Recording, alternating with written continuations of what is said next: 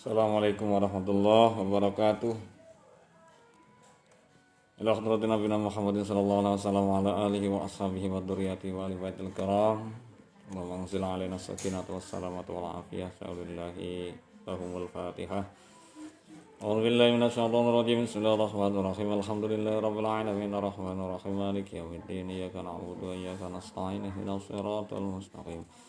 Siratal ladzina an'amta 'alaihim ghairil maghdubi 'alaihim waladdallin. Amin.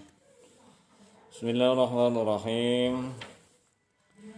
Faslun. Qala al-musannifu rahimahullahu ta'ala faslun. Fasal. Wa furudul wudu'i lan utai pira-pira fardune wudu iku sittatu asya'a ana 6 pira-pira perkara. Fardunya wudu itu ada 6 perkara. An-niyatu suwijine iku niat. Niat ini menjadi hal utama dalam segala rangkaian kegiatan yang kita lakukan, baik peribadatan ataupun non-ibadah. Karena niat ini penting. Ketika kita melakukan sesuatu tanpa didasari dengan niat dan kesungguhan, maka sesuatu itu mustahil untuk bisa kita laksanakan secara maksimal dan sempurna. Contoh misalkan kita mau berpuasa tapi tidak ada niat sama sekali berpuasa, tidak ada niat untuk puasa, maka ya pasti kita akan terputus puasa kita gitu. Makanya sekali lagi niat ini adalah bagian utama dan yang paling penting dalam setiap muamalah kita. Ya. Contoh misalkan ketika kita ingin berpuasa di bulan Ramadan, kalau memang kita pasangkan niat sekalipun di depan kita itu banyak orang yang makan minum di siang hari di bulan Ramadan di suasana terik, tapi memang sudah ada niat dalam hati kita, maka ya enjoy aja kita gitu. Maka ya ini bisa kita samakan ketika ada larangan untuk membuka warung makan di bulan suci Ramadan, itu nggak ada efeknya sebenarnya kalau memang ada niat puasa.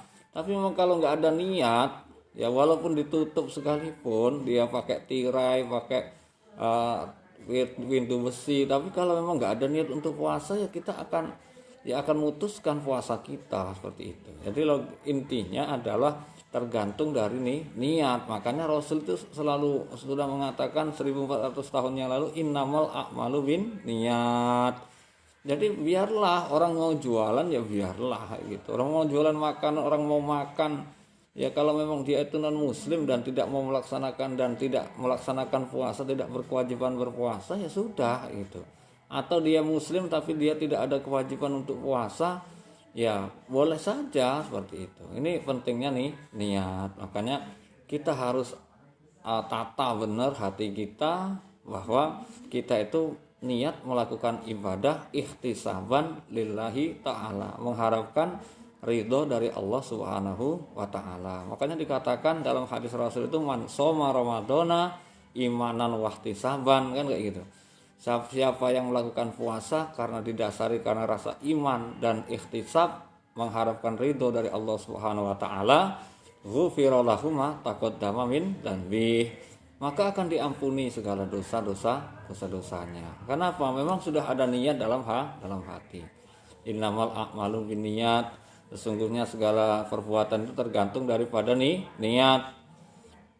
Kalau seandainya niat kita, ya Allah itu maha tahu loh, kita mau iktikaf di masjid, tapi tujuan kita iktikaf itu hanya untuk menghindari masalah di rumah, atau tujuan kita iktikaf atau nyepi di masjid itu tujuannya adalah untuk menghindari penagih hutang. Misalkan kita punya hutang, tiap hari didatangi oleh penagih hutangnya, ya rentenir yang nagih hutang ke kita. Nah kemudian kita menghindar ke masjid, wah rasa tenang saya di masjid ini. Ya itu bukan ketenangan. Allah maha tahu, ya Allah maha tahu di apa yang ada di dalam hati kita. Mana suatu amalan yang dilakukan karena Allah dan mana yang amalan hanya untuk menghindari suatu masalah gitu. Jadi benar-benar pasang niat. Makanya agar amalan kita itu enggak sia-sia, maka Allah itu selalu Rasul itu selalu menganjurkan kepada kita agar menggantungkan segala tujuan dari amal kita itu karena Allah Subhanahu wa taala. Amal itu bukan hanya masalah akhirat loh ya, masalah dunia juga gitu. Contoh misalkan kita bekerja, ya misalkan kita seorang pegawai negeri sipil, kita bekerja yang karena Allah atau karena pimpinan beda gitu. Maka kita gantungkan niat kita karena Allah Subhanahu wa taala. Sudah, ya gitu aja. Jadi kalau seandainya kita itu nggak ada niat yang sungguh-sungguh dalam hati, maka kesungguhan kita untuk melakukan suatu perbuatan itu juga menjadi gampang. Makanya kita itu oleh ulama kita, oleh para ulama-ulama Ahlus Sunnah wal Jamaah itu dianjurkan untuk talafudun niyah atau melafatkan niat.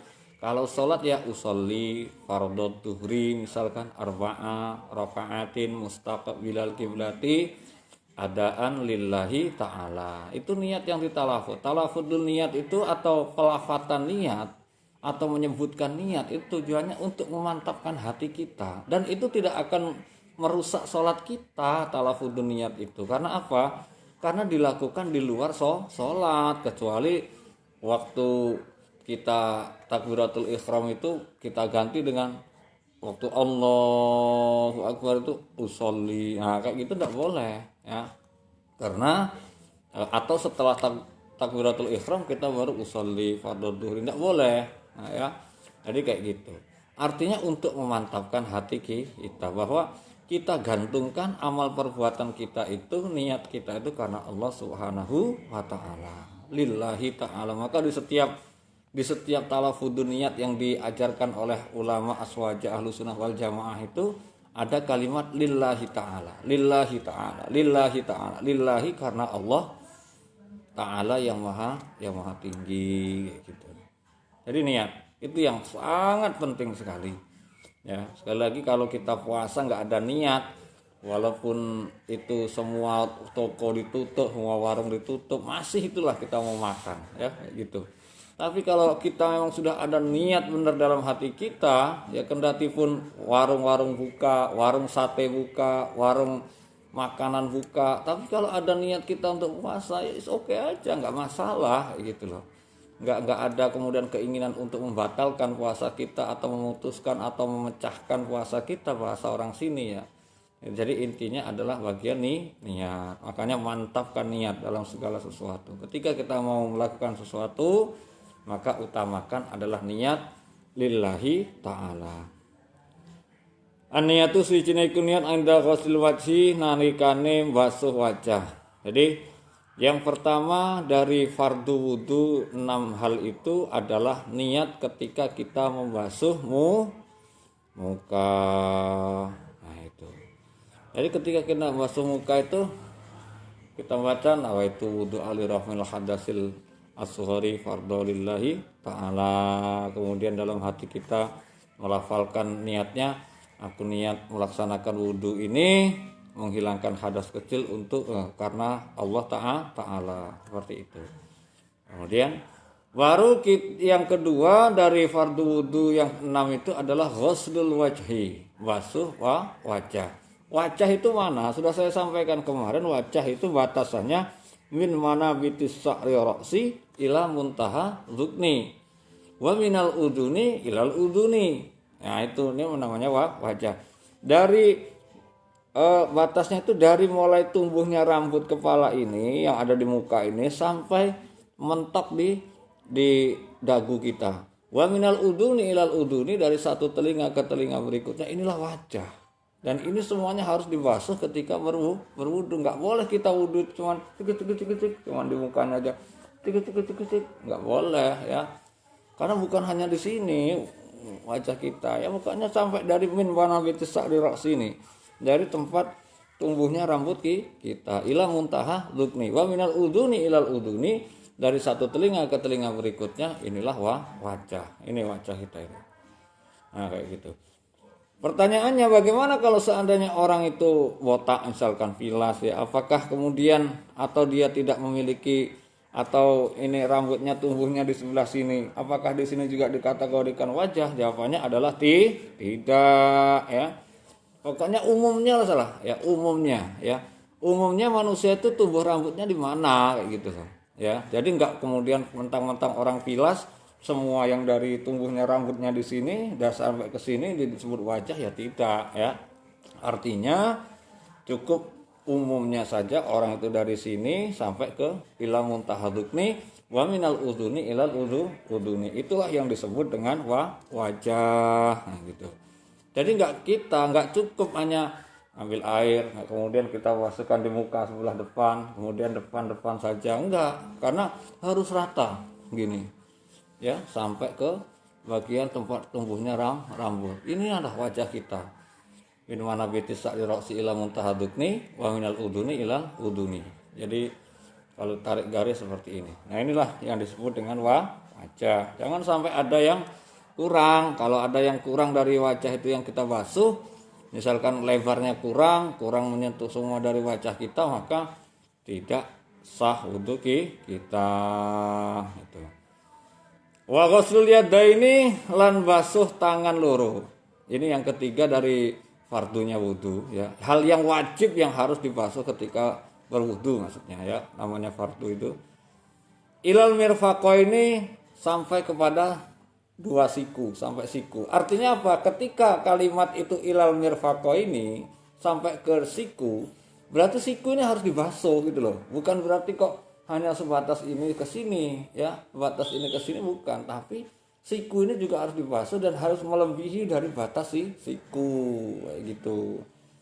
Jadi itu pemahamannya, jangan kemudian mentang mirfaq apa ghuslul yadaini dalam mirfaqo ini sampai siku, cuman sikunya tok yang dibasuh, dilebihkan ya dikasih fudlah istilahnya, lebihan dari tempat yang kita basuh tadi ya. Kita basuh lebih daripada siku kita. Pak, kalau saya tuh pakai ini apa baju panjang, ya digulung bajunya sampai ke atas ini kayak gitu. Jadi digulung sampai atas siku seperti itu. Wa mashu ba'di ra'si lan basuh sebagiane sirah. Nah ini mengusap setengah sirah. Artinya setengah dari kepala kita itu diusap pakai apa ya, pakai air tentunya ya, pakai air. Wa ghuslu rijlaini lan basuh sikil loro ilal ka'baini sampai ke polok loro dua mata kaki. Ketika disebutkan batasannya sampai dua mata kaki, artinya harus dikasih fudlah, harus dikasih lebihan dari mata kaki kayak gitu. Misalkan kita buat setengah betis sampai tengah-tengah betis, tengah-tengah kentol kalau bahasa orang Jawa ya, sampai setengah kentolnya itu atau betisnya itu. Jadi itu insya Allah nanti akan akan sempurna wudhu kita ketika kita berikan lebihan. Jangan kemudian cuman disuruh basuh sampai ilal ka'bain ya, rijlain ilal ka'bain, membasuh dua kaki sampai ke mata kaki, cuman mata kakinya tok kayak gitu. Nah, harus dikasih lebih sedikit daripada ka'bain ataupun mata kakinya kayak gitu. Wa tartibulan tartib mengurutkan. Tartib itu mengurutkan dari mulai niat basuh muka, kemudian basuh kedua tangan, kemudian mengusap kepala, sebagian daripada kepala, dan membasuh kaki. Nah itu. Jadi kalau ada orang berwudu cuman dia niat kemudian mengusap wajah, kemudian membasuh wajahnya, kemudian membasuh kedua tangannya sampai siku, kemudian membasuh mengusap rambut kepalanya ya, kemudian membasuh kakinya sampai mata kaki, itu sudah cukup. Ya, sudah cukup. Artinya sudah sah. Maka nggak usahlah kita permasalahkan yang ini itu kan. Fardu wudu itu hanya ada 6 ya, 5 gerakan dan 1 buah niat. Nah, itu. Kita lanjutkan. Perintah wudu ini sesuai dengan apa yang disampaikan oleh Allah Subhanahu wa taala dalam surat Al-Maidah ayat 6 ya. Apa itu bunyinya ya? Ya ayyuhalladzina amanu idza qumtum ilas sholati. Nah ini kan, hai orang-orang yang beriman, ketika engkau hendak melaksanakan sholat, faghsilu wujuhakum. Nah, pertama kan basuhlah wajah kamu, ya. Wa aydiyakum, dan kedua tanganmu, ilal marofiki, sampai ini nih, sampai ke siku. Artinya sekali lagi ketika disebutkan itu sampai siku, berarti harus dikasih fudlah, harus dikasih lebihan daripada siku. Jangan hanya sebatas siku saja, harus dilebihi kayak gitu. Kemudian wamsahu biru'usikum, membasuh sebagian kepala. Nah, ini. Jadi ini yang wa arjulakum ilal ka'bain, dan kaki kita sampai ke mata kaki, seperti itu. Nah, ini yang penting yang harus kita lakukan. Kemudian dalam riwayat Imam Muslim hadis ke 246 dari Abi Hurairah radhiyallahu anhu, annahu tawaddo'a fa ghassala wajhahu fa asbaghal wudu. Nah, ini Nabi itu berwudu, ya. Suatu hari Abi Hurairah itu menceritakan bahwa melihat secara langsung Nabi itu berwudu. Kemudian fa asbaghal wudu'u, dan wa wudu'a, dan menyempurnakan wudunya. Summa ghassala yadahu al-yumna. Kemudian Nabi itu membasuh tangannya yang sebelah kanan, kata asro'a, ya, fil uqadi, sampai ya sempurna, ya, sampai melebihi dari batas sikunya. Sumaya dahul yusra, kata asro'a, fil qasdi. Jadi pokoknya dilebihi dari kedua tangannya dari sikunya, ya. Semua masaha ra'sal, kemudian Nabi setelah itu mengusap kepalanya. Semua ghuslaha rijlihi al-yumna, kemudian semua ghuslah rijlihi al-yusra, semua qala hakadha ra'aitu Rasulullah sallallahu alaihi wasallam yatawaddo. Nah, jadi Abu Hurairah ini mempraktekkan suatu hari wudu, ya.